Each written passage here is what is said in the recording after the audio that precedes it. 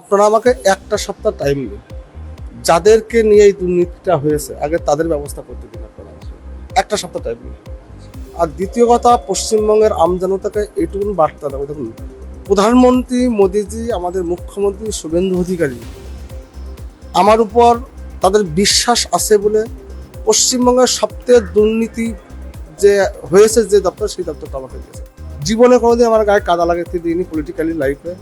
যতদিন এই দপ্তরে থাকবো, পশ্চিমবঙ্গের আমজনতা, খেটে খাওয়া মজদুর, শ্রমিক যারাই আছে, নিম্নবিত্ত, মধ্যবিত্ত, প্রত্যেকেই একটা বার্তা দেবো, রেশনে কোনো দুর্নীতি করতে মেনে নেব না। রেশনের যে কোয়ালিটি আপনারা পেয়েছেন, আগামী হয়তো মে মাসটা আমার সমস্যা হবে, আপনারা জুন মাস থেকে উৎকৃষ্ট মানের খাদ্যদ্রব্য পাবেন। যে কাটমানি এখনও যাচ্ছে, সে কাটমানি পুরো সম্পূর্ণ রূপে এই ব্যবস্থা থেকে বন্ধ করবো। আমি যেটা একটু আগে কি বললাম, এরা প্রাতিষ্ঠানিক দুর্নীতি হয়েছে। একটা সপ্তাহ আপনারা আমাকে টাইম দিন। আপনারা একটা সপ্তাহ পরে দেখবেন এই যে দপ্তর আছে এর অনেক কিছু পরিবর্তন হচ্ছে, আপনারা দেখে নেবেন। আমরা বলছি, দেখুন, আমি একটা বক্তব্য আমি আমার দপ্তর থেকে বলে রাখি, না খাউঙ্গা না কিছু খানে দুঙ্গা। মোদিজির যে বক্তব্য শুনুন, আমি এখানে বলেছি পশ্চিমবঙ্গে এই ডিপার্টমেন্টে, যে দুটো ডিপার্টমেন্টে আমাকে দায়িত্ব দেওয়া হয়েছে, খাদ্য এবং সমবায়, দুটো ডিপার্টমেন্টে কোনো দুর্নীতি আমার সময়কালে আমি করতে দেবো না। এটা আমি কমিটমেন্ট করে দিলাম। সমস্ত দুর্নীতিতে ডুবে থাকা দপ্তর, সেই দপ্তরের মন্ত্রী একাধিকবার জেলে গেছেন, জেলে গিয়ে প্রায় অজ্ঞানের মতো হয়ে গেছিলেন, বেরোনোর পর আবার সুস্থ হয়ে গেছেন। জেলে গিয়ে কিভাবে ব্লাড সুগার কমাতে হয় সেটাও ভিডিওতে দেখিয়েছেন। এই অবস্থায় এরকম একটা দপ্তরের দায়িত্বে আপনি কিভাবে দপ্তরটাকে আপনি জঞ্জাল মুক্ত করবেন? আপনারা আমাকে একটা সপ্তাহ টাইম দিন। যাদেরকে নিয়ে এই দুর্নীতিটা হয়েছে আগে তাদের ব্যবস্থা করতে দিন আপনারা আমাকে। একটা সপ্তাহ টাইম দিন।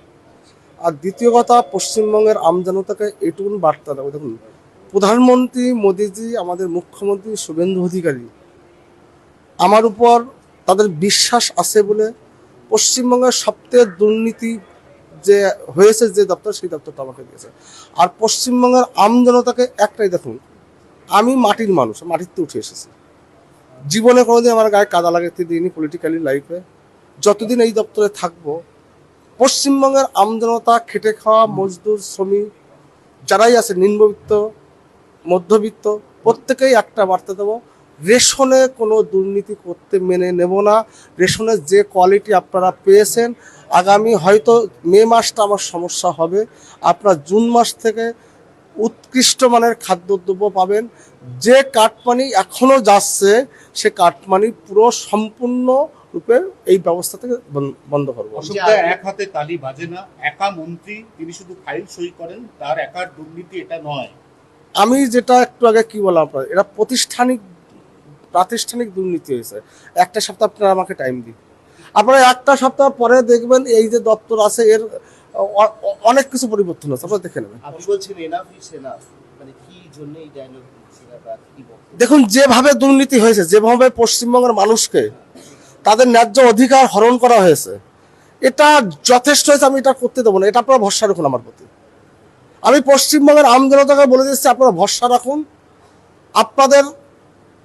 আমি তখন খুব মাটির মানুষ, মাটিতে উঠে এসেছি। আমার পলিটিক্সের চা পাওয়ার কিছু নেই, কোনো দুর্নীতি আমি করতে দেবো না খাদ্য দপ্তরে, এইটুকু আমি বলে দিলাম। কি কার্ড ডিস্ট্রিবিউট হবে, মানে সেই সময়কার যে বিপিএল এপিএল এই সমস্ত দেখো, এই সিস্টেমটা কি সিস্টেম আছে আমি এখনো বলতে পারবো না। একটু টাইম আমাকে দিতে হবে, জানতে হবে, বুঝতে হবে। এসআইআরে বাদ যাওয়া এরকম লক্ষ লক্ষ নাম, তাদের হাতে অত্যাধুনিক ডিজিটাল রেশন কার্ড, সেটাও পর্যন্ত উঠে এসছে। এটা উঠে এসছে স্থানীয় স্তরে, তৃণমূলের দাদা নেতা এদেরকে ধরে। আমি আপনাদেরকে বলেছি, যারা ভারতবর্ষের নাগরিক নয় তারা সরকারি কোনো সুযোগ সুবিধা পাবে না, কোনো সুযোগ সুবিধা পাবে না। এবং যারা বিশেষ করে অ্যাডজুডিকেশনে আছেন, যারা সিএ অ্যাপ্লিকেশন করেছেন, যারা উদ্বাস্তু মতুয়া সম্প্রদায়ের মানুষ আছে, তাদেরকে একটাই বার্তা দিয়ে দেবো, দেখুন, যারা এখনো সিএ অ্যাপ্লিকেশন করেননি, আপনার সিএতে অ্যাপ্লিকেশন করুন।